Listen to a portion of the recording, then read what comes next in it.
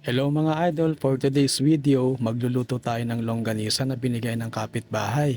Bago nga pala magpasko mga idol, yung mga kapitbahay ko, napapansin ko talaga, ang babait na nila kasi nga halos lahat ng ulam namin ngayong araw, binigay nila katulad nito yung ginisang upo na may sardinas. Wow! As usual mga idol, busy-busy na naman tayo dito sa aming kitchen department. Naghahanda kasi ako dyan ng pang-almusal namin ni nanay. Sakto nga mga idol kahapon kasi nagbigay na naman yung kapitbahay namin ng longganisa. Iyon ang inaalmusal namin ngayong araw. Dahil mababait nga yung kapitbahay ko, ramdam ko na yung Pasko.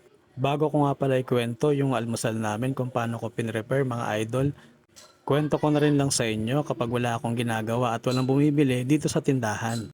Nagbabalot ako ng mga paminta na pwedeng pang tingi-tingi kasi dito naman sa amin, mga tingi-tingi lang naman talaga yung nabibili nila. Bibihira na rin lang talaga yung bumibili ng wholesale kasi kung bibili sila para tipid, dun sila sa palengke. Binabalot ko nga pala ngayon mga idol yung mga paminta. Merong pamintang buo, merong pamintang durog at merong pamintang crack. Tapos ko na nga rin balutin mga idol yung asukal. Nakapagbalot na rin ako ng tuyo. Nakapagbalot na rin ako ng ₱5 asin. Pati dahon ng laurel. Hinanda ko na nga rin pala mga idol yung plastic at straw para sa soft drinks. Excited na nga ako mga idol sa darating na Pasko. Sabi ko kasi sa mga bata, ang dami kasing bata dito sa amin. Magpapalaro ako sa kanila para masaya naman yung Pasko nila. Sakto nga mga idol, ang daming karton dito sa tindahan. Sabi ko para mapakinabangan, gagawin ko na lang props para sa gagawing palaro sa Pasko. Hindi na nga rin ako gumastos dyan mga idol kasi nga yung mga gagamitin ko nasa mga sulok-sulok din lang ng bahay. Marami din kasing mga gift wrapper na hindi na nagamit, yung natira dun sa mga pinagbalutan at saka yung tape meron naman ako dati. Kumuha na rin ako ng soft drink straw kasi kakailanganin to sa gagawin kong props. Mekos-mekos na nga lang yan mga idol kasi nga gusto kong maging maganda naman yung gagawin kong props. Kailangan lagyan din ng balot.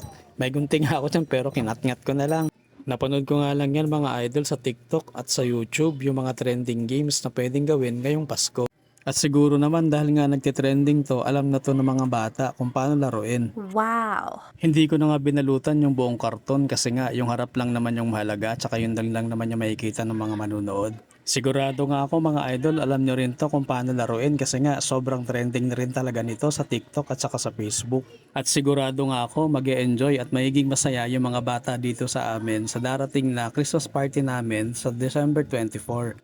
Meron din kasing konting papremyo. Nagtulong-tulong nga kami ng mga kapitbahay ko na mag-solicit sa mga kapitbahay din namin para kahit papano makamenos din na sa gagastusin namin. Tradisyon na nga pala yun mga idol tuwing magpapasko dito sa amin talagang nagtutulong-tulong. Tuwing magpapasko nga mga idol nagsasama-sama kami dito sa labas at pinagsasama-sama namin yung mga hinahanda naming pagkain. Kayo din po mga idol, ganun din po ba yung ginagawa ninyo ng mga kapitbahay nyo? Tuwing magpapasko o kaya tuwing magbabagong taon? Paglabas ko nga ng bahay, dumating na rin yung nirentahan namin na videoke at nagsiset-up na rin ng mga dekorasyon yung kapitbahay namin na si Joanna. Katulong na rin dyan si Jenny, sabi ko nga nag-usap-usap na kami sa akin ng palaro sa kanila yung pagdidekorasyon. Bandang hapon na nga rin yan mga idol at yung mga bata excited na rin talaga. Busy-busy sila sa pagdidekorasyon, gagandahan daw talaga nila yung dekorasyon. Wow! At ayan nga mga idol, may palobo pa silang hinanda. Nung nakaraang taon kasi hindi namin nagawa ito kasi nga kasagsagan pa ng pandemic. Kaya nga para masaya naman at maganda yung gagawin naming Christmas party ng aking mga kapitbahay, pinaghandaan din talaga namin. 3 araw nga pala mga idol bago mag December 24, naganda ng sasayawin ng mga bata. Ipe-present daw nila yon sa Christmas party namin. Bukod nga sa mga palaro at pagdedekorasyon, napag-usapan din namin ng mga kapitbahay ko yung mga ihahanda nila, yung mga ilalabas silang lutuin pagdating ng December 24. Biniro ko nga sila nung nag-uusap-usap kami. Sabi ko, sagot ko na yung kwento. At natapos na nga yung dekorasyon, ang ganda ng nagawa nila. Hindi ko akalain na ganito kaganda. Bago nga pala nag-umpisa yung Christmas party namin mga idol, binless muna ni nanay at nagdasal muna ang lahat para maging safe naman at masaya yung gagawin namin Christmas party.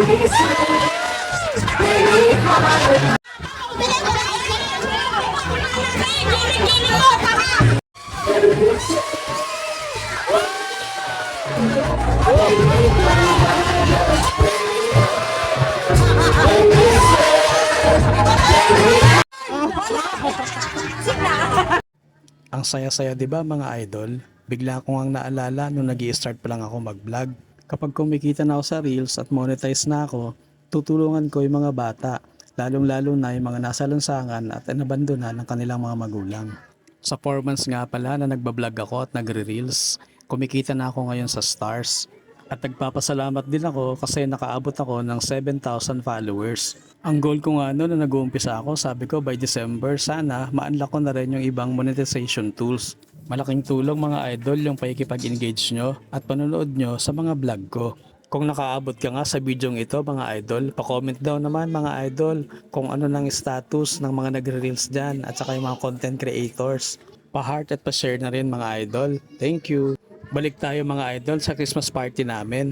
Hindi nga namin nakalain na maraming bata yung sasali kasi nga marami ring mga sabay-sabay nag-celebrate ng Christmas party ngayong December 24. Buti na nga lang talaga naisipan namin na mag-solicit sa mga kapitbahay at nalalapit naming mga kaibigan para kahit papano makatulong at makadagdag dun sa mga prizes na ibibigay namin sa mga bata para kahit papano din mapasaya namin yung Pasko ng mga bata. December 24 nga pala yan mga idol, sinasalubong namin yung December 25. Dito nga sa lugar namin sa Santa Ana, Manila, kada street, ang dami nagse-celebrate ng Christmas party. Kaya naman halos hindi na rin kayo magkarinigan kasi nga palakasan na rin ng videoke, palakasan na rin ng mga tugtog. Kung sa bagay kasi nung pandemic, halos wala pang outdoor activities. Kaya siguro nasabik yung mga tao na mag-activity sa labas tulad ng Christmas party. Ang sarap nga panoorin ng mga bata, ang saya-saya nila. Kahit hindi naman ganun kalakihan yung prizes, ang mahalaga masaya talaga sila. Kapag bata talaga, kahit maliit na bagay lang, na-appreciate na nila. Sa oras na yan mga idol, sama-sama na pala namin pinagsaluhan yung mga handa namin. At kahit nga yung mga napapadaan din lang, binibigyan na rin namin ng pagkain. Tuloy-tuloy nga yung Christmas party namin mga idol at saka yung mga palaro. Hindi na nga namin namamalayan yung oras, malapit na palang mag alas 12. Dahil nga sa katuwaan at talaga naman nag-i-enjoy ang lahat. Nakakamiss nga mga idol nung bata ako, nilalaro din namin to. Kaya nga nagpalaro din ako sa mga matatanda para naman kahit sila mag-enjoy din ngayong Pasko. Sabi ko nga, everybody's happy sa Christmas party namin ng mga kapitbahay ko. Saya-saya. Hindi nakasama yung bano. Wala na. Ulit. Yun lang, may nagdilan. Sobrang salit. At yun lang po mga idol. Thank you for watching. Bye-bye.